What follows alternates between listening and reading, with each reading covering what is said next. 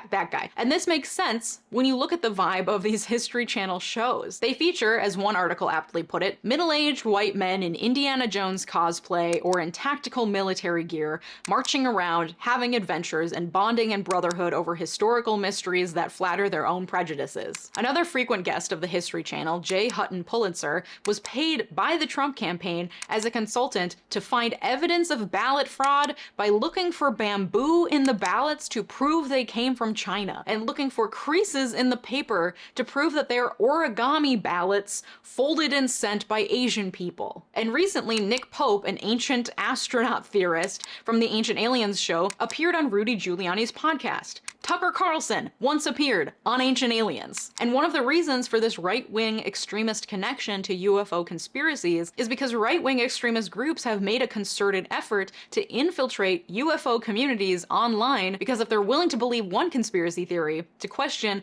rejected knowledge about one thing, they're a hell of a lot more likely to start questioning everything, to the point that you got them believing a secret cabal of Jewish bankers has access to Jewish space lasers. It's a slippery slope, my friends. And that's not to say that everyone who believes in aliens or is interested in UFOs is also a right-wing extremist. I'm just saying that for me personally, as someone who frequently questions the government but also believes in logic and reason, the connection gives me pause. And while I personally find it perfectly logical that there would be other life forms somewhere in the vast expanse of the universe, when you start doing the math on them making a landing here on Earth, that math ain't mathin'. There are an estimated 2 trillion galaxies in the universe. The Milky Way galaxy alone has up to 400 billion stars, many if not all of which are circled by planets. That's a lot of planets and a lot of space for other life forms to travel through in order to find little old us. Yes, we've been sending out electromagnetic transmissions since 1895, and those signals travel at the speed of light,